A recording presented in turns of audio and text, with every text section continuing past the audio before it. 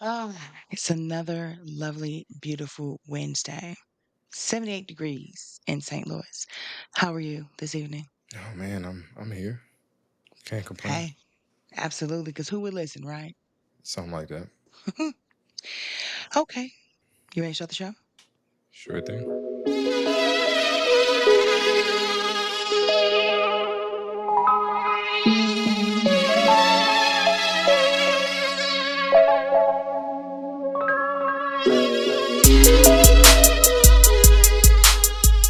Hey, everyone, and welcome back to One Man and One Woman, the podcast.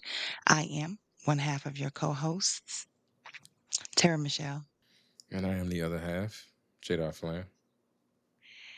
This evening, I want to discuss a very tragic event that has happened, and it's been all over social media and the news. Um, I don't necessarily want to make it about this particular family because I want to be sensitive to what just happened, but there was a young black man who also happened to be a rapper and his daughter who were gunned down um, at a car wash in broad daylight. And this made me think about quite a few things that are going on in this world, specifically mob rules and how most gangs kind of mimic themselves or built themselves based off of the mob or the mafia originally. And there used to be rules. So I wanted to discuss really quickly the old versus the new rules. Specifically, that women and children used to be off limits or any kind of minor. If it was your niece, if it's your nephew, we saw that in Scarface and several other movies that when you ran up on somebody, if they were not alone, if they had their wives, their kids, or any minors, you let them know you better be lucky because I definitely was about to handle you, and you let it go, and then you waited for the next opportunity when you ran up on that person and they were not with a woman or a child. We don't have that anymore. Do you kind of sort of notice that the mob or mafia code has been removed based on the gangs and the just the violent people who are in the world these days? Um, I don't know. I don't know. It's a struggle for me. This topic is a struggle a bit for me because I don't know. It looks like we're trying to find the right way to do the wrong thing, and there's no right way to do this. I understand, that yeah, I guess there were rules and a code that people lived by, and I think I'm definitely from that era. But at the same time, there's no right way to live this life. And if you live this life to have the expectation that anybody else is following rules, it'll probably lead to your demise. So I'm not, I'm not sure how to answer that. I think you just did. You just said, yeah, you remember that there was a time when when women and children are off limits, and now it's just. And I do understand your answer, even though I wasn't trying to imply in any kind of way or even remotely asking whether or not there was a right way to do this. I'm just speaking to how egregious things have gotten. Of course, there's never a right way to kill someone, or even for real, most times, I'm not going to say all times, a valid reason for doing so outside of self defense. If yourself, your children, or something like that. But to stay on topic with the reason I'm asking the questions, I am saddened anytime someone loses their life. But to me, there's no more egregious, heinous thing than killing a child. And this isn't an abortion issue. We're talking about outside the womb, definitely been breathing on their own, 5 years old. And I'm trying to eventually work my way into the mentality and maybe even how we got here. Because if you can figure out where you went wrong, Cain and Abel started this, if you want to, according to the Bible, but people killing people.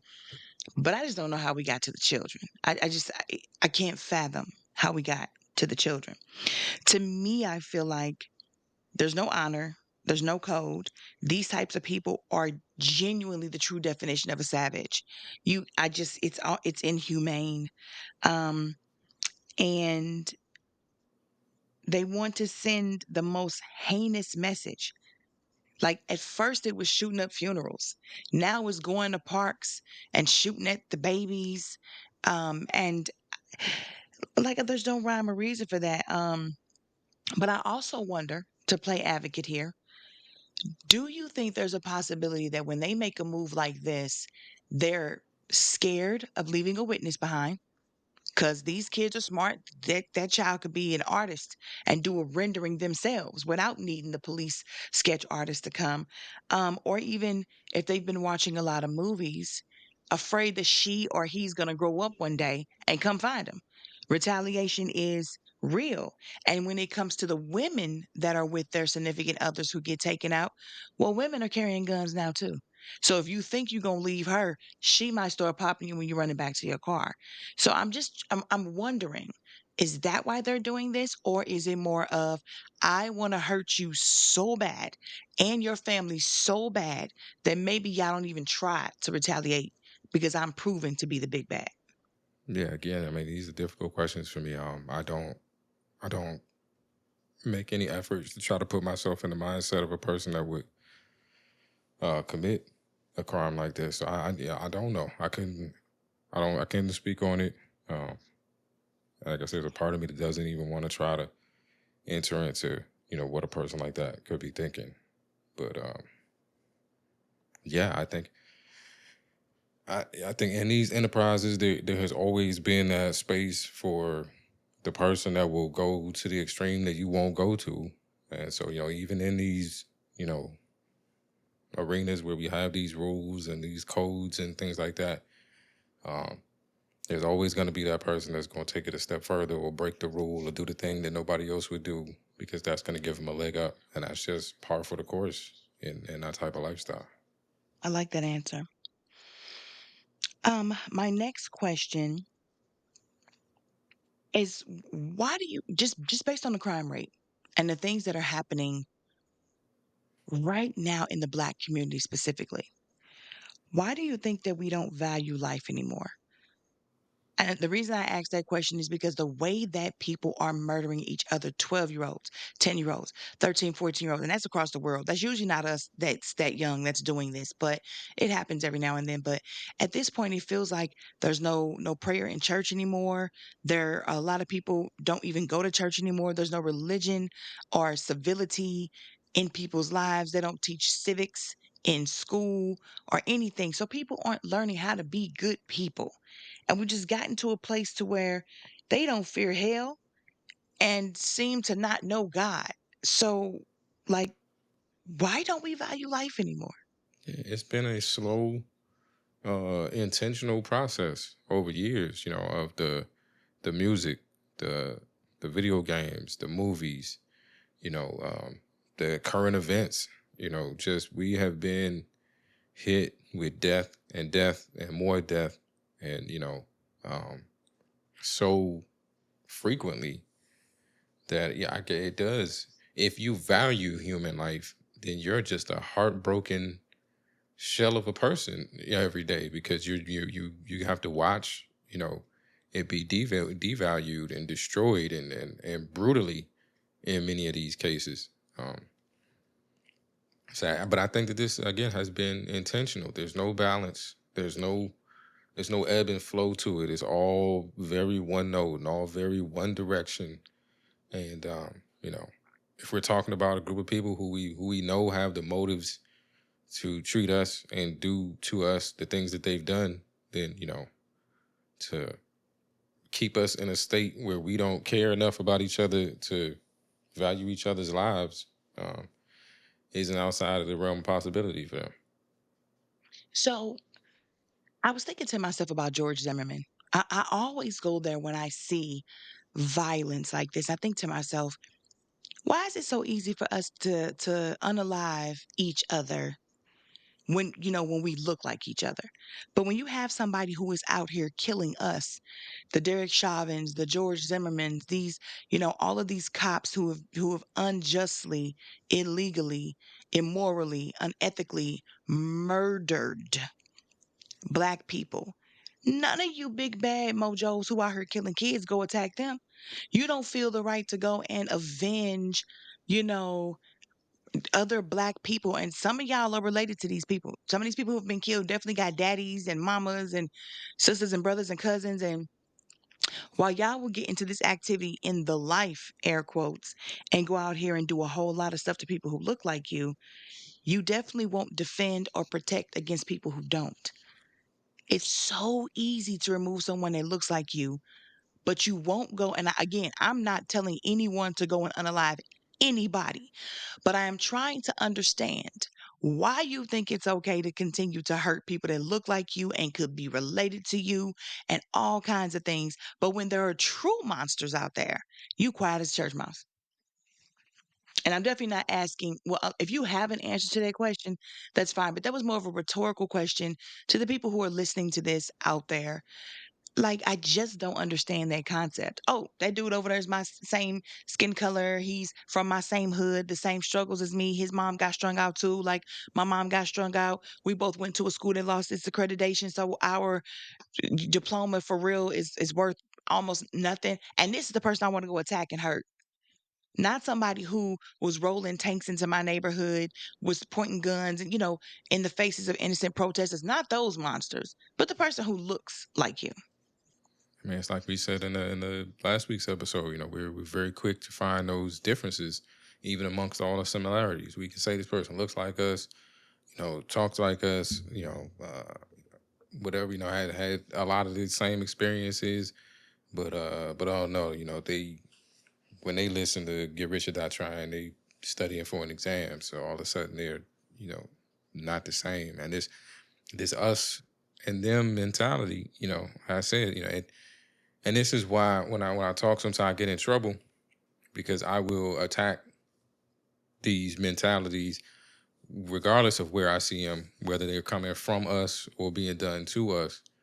And but it's the mentality. It's the idea that the us versus them. That if it's different, or if I can somehow put them in that other category, that I have license to do whatever. That I have license to do whatever because I'm angry. If you say something to me that I don't like, or you say something to somebody I love that I don't like, I now have license to use violence to correct that situation. And we all know where small acts of violence lead to in our community. Nobody's going to let you slap. And, we know where the slap is going to finish up at. But yeah, no, I think it's we gotta police that mentality within ourselves. The way we hunt for differences and the way we latch on to differences. And the only thing different between you and homie is a couple of blocks. And that now all of a sudden makes him so different than you that he's your enemy. But Yeah. yeah, I think there's a lot of room for the them versus us, though. I wish as middle class, lower class, the poor class, the homeless, we didn't do that to each other. But I can understand how somebody thinks this them versus us when we're talking about the one percenters. We're talking about the United States government. We're talking about the people who are inherently evil versus those who are just trying to survive and figure out how to thrive beyond that surviving. So sometimes when you're looking at, okay, so let's just say we're in a park and we all roll up in our cars and there's the other set of cars and trucks coming up. And when we all get out the park or out of our cars at the park, we see those 5 trucks are filled with men from the Aryan Nation. When we get out of our 5 cars or our 5 trucks or SUVs, we're all black people. There's an instant, okay, that's them and this is us. Sometimes you can't avoid it because even if we go in there with our good natured, hunky dory, we don't mind our kids playing with your kids. They mind. They mind a whole lot. And us trying to be kosher and copacetic and nonchalant and chill could end up with us losing our lives. You have to be on guard. You have to be ready to protect yourself. You got to figure out if it's worth it, if y'all offer to pick up and leave and let them have it, or if you're gonna go about your business anyway and see if they start some stuff. So there are too many situations at work where you have leadership that don't care about the employees and employees that just want to be treated right. So it's not so easy unless you're the type of person who is willing to be run over and stepped over for a long, long time, hoping you can weasel your way into the good graces of people, it's very hard in some situations to not have that mentality. And then it just happens Yeah, to bleed over into your community because now you're used to doing the mess. we have to be honest with ourselves. We have to be honest. Is this that thing happening? Is this are these people doing this to me, or am I angry today? Am I angry? Does this person look like somebody who did something similar to me, and now I'm interpreting it, a certain way? I know I've had that to me within the community because I look like or I sound like you know somebody who didn't like you or mistreated you in the past. These assumptions get made about me. So yeah, it's there's a balancing act to it, but um, these things we do, these barriers we put in place to separate us, just historically, never been used for anything good. Nah, I can agree with that.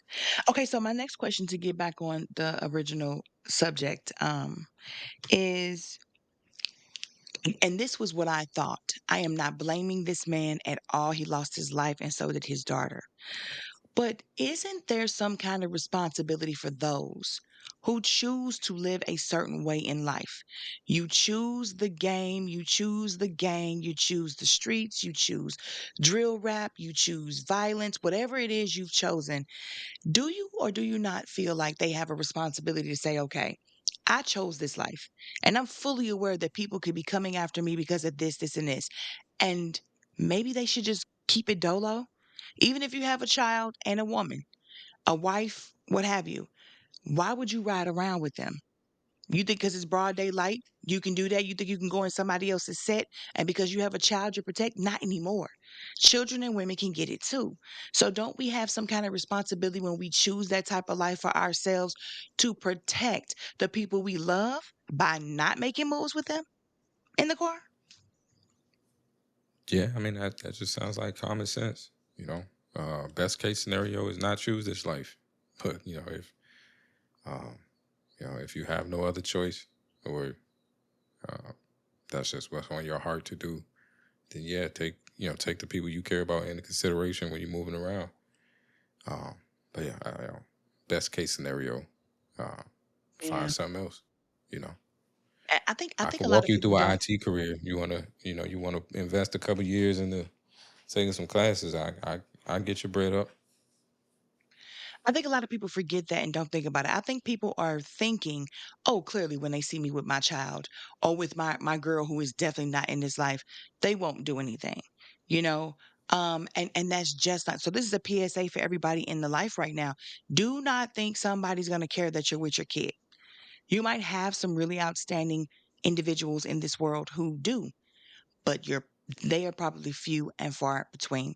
And when you get up in the morning every day and you choose what you're going to do for that day, keep at this point, as many rappers and as many people who have been killed for what they said on Instagram, TikTok, Facebook, I don't understand why we're still doing this, but I most certainly do not understand why we feel like it's safe to still stay in the same cities that we have people we beefing with once we make it big or once we start making a little bit of money.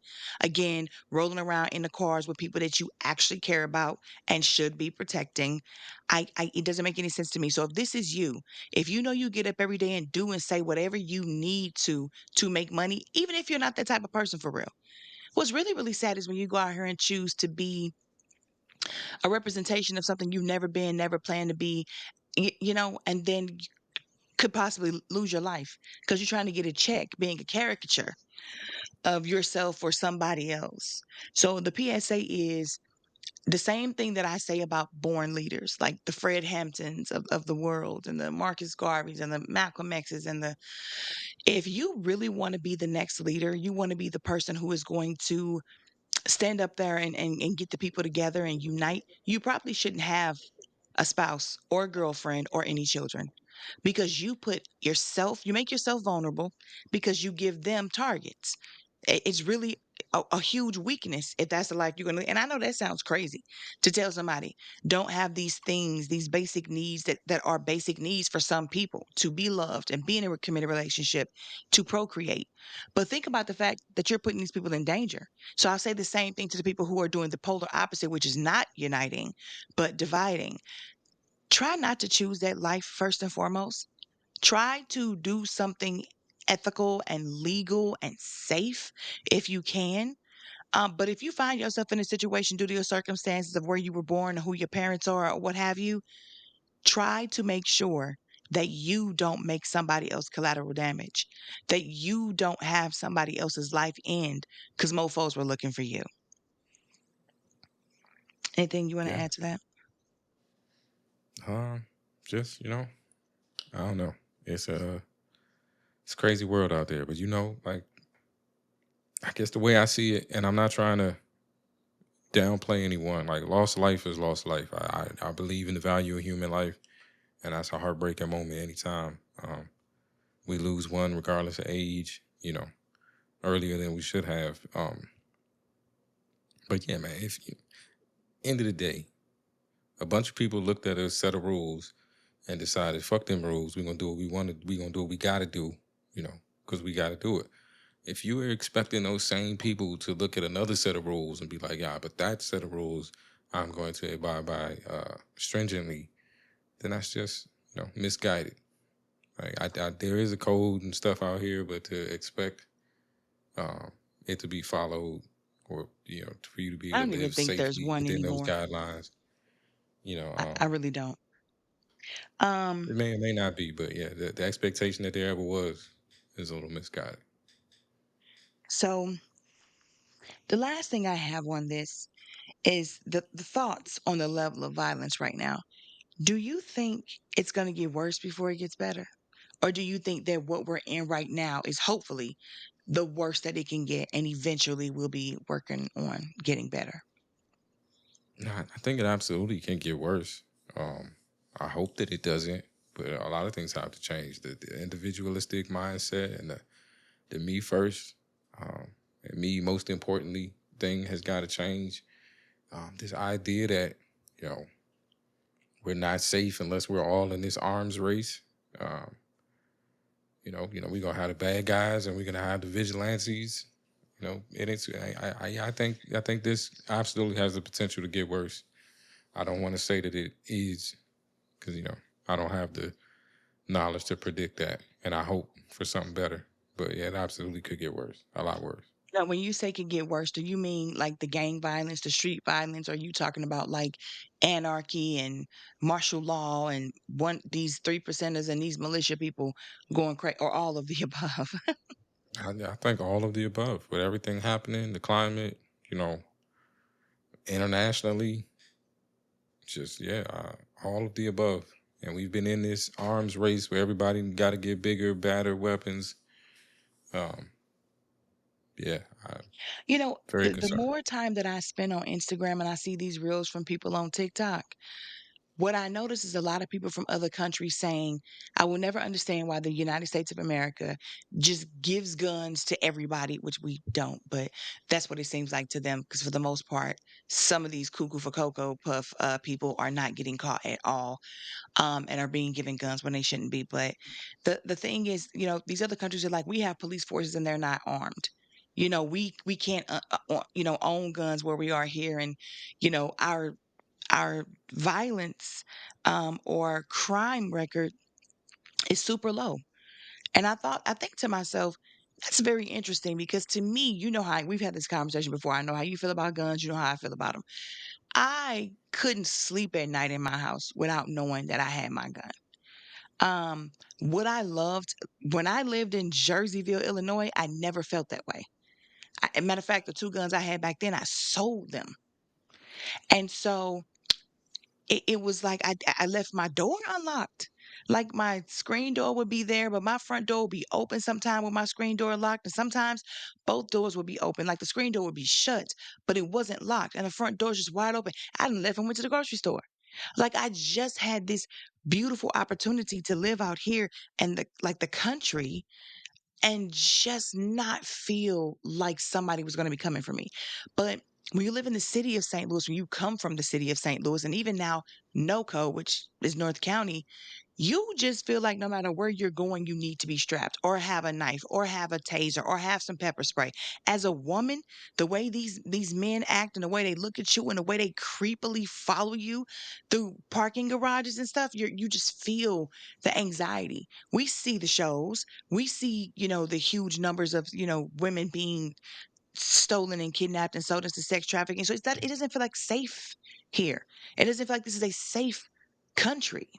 So I couldn't even fathom being somewhere where they say, "Oh no, you don't need guns. Nobody else has any guns either. Just gonna figure it out." But I would love that. I would love to go back to what it felt like to live in the country and for once not have bars on the windows and 17 dead bolts and feel consciously I mean or feel continuously unsafe. So then we need to be on a nationwide push to safety, not a nationwide arms race. The arms race doesn't end well. I mean, we it doesn't end well. What's How do the you end get game to safety that? when we live in a country where all the bad guys have guns and But do we and get it? rocket launchers and all kinds of foolishness? Do we get it with everybody having rocket launchers and all kinds of foolishness? Does that Well, make not you're everybody not feel it's more illegal. safe? You're not supposed to have the rocket launchers, but that's my point. If you come out and say, first of all, it's in the Constitution. We have the right to bear arms. And that was written to protect us from the government. So to me, it's like somebody somewhere always knew how people would get down. If we don't have the right to protect ourselves, the government could send anybody here, even our military, when they're not supposed to be active on United States soil at all, to come and check us or do whatever they want to do. We can't defend Okay. ourselves. We are So led by a corrupt group of horrible, evil people. to counteract a potential threat that has never happened, we continually open ourselves up to a threat that has happened several times. Cool. I think a lot of people have had their house keys kicked in and ran up in. It's not a potential threat that could or could. These things have Now you happened, talking which about is why people the own government guns. stuff. The government stuff is a potential threat that has never happened. The mass shootings and the schools that have been shot up actual real threats that have happened on several occasions. Okay, I guess I was here for Mike Brown. I was here for when we protested for George Floyd here. So the government, those people were in military uniforms.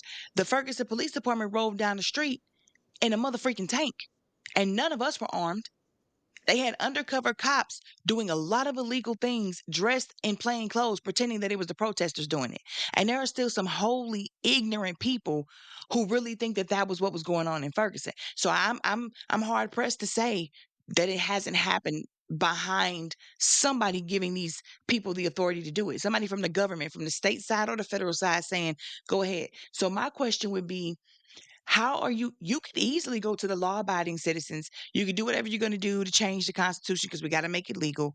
Then you can go around here and take all the law-abiding citizens' guns. Most of them are gonna give you their stuff because they're law-abiding citizens. And if it's no longer illegal to have them, cool. None of the bad guys give a flying crap about what you took out of the Constitution, put in this ordinance, this statute, none of that. So now we've taken the right of all the good law abiding citizens who just want to protect themselves away. And the bad guys know it. So now they're going in all the schools. They're going in all the movie theaters, all the clubs, and all the houses, doing whatever. And there is not a single soul there to protect us. Because please explain to me how you think you're going to get the guns from the bad guys. And please explain to me how when you take them, if you do catch them, you think they're not going to go get more. It's not feasible in this country because it's ingrained in this country. And the people with the guns, the good guys, civilians with the guns now are stopping all of those things. They're stopping all the what things. The people running up in the school doing whatever what they want. If they're there, we have. I don't know about the schools, but we have definitely had a Christian bookstore here in St. Louis. We've definitely had other places in all over this country where a good Samaritan happened to be there and dropped the bad guy. But a lot of times you have this happening in schools where no teacher is allowed to have a weapon. And there might be a You resource got officer, police there on might site. not. No, no, you know, it is it is, it is a difference of opinion that we don't have to, go back and forth on. But again, like I That's just the said, point of the podcast. I don't see the arms race and ending well. I definitely feel like there are some things we could get rid of, assault rifles and all that other foolishness and craziness. Because, but again, I say that, and then I think, well, what if they kick in your door with the assault rifles? What if they kick in the school with the assault rifles? You with your little pew pew pew, 6 shooter or 9 shooter or whatever. Good luck with that. If somebody could come up with a plan that will really collect all of the guns and make sure they could never come back, I would be the first one to sign a petition saying, yeah, let's change this. Until a plan that good is in place, I have children I love and want to protect in case something happens. And if nothing ever happens, then you know what? I just have fun cleaning them and practicing at the range and having them look pretty in their case. And there's no harm, no foul. Yeah, there's just been a lot of harm and a lot of foul. True, but not at my hands. So I shouldn't be punished. Okay, well, I don't even know how we got on that one, but I did just want to touch a little bit on this because it was such a horrendous, horrific story.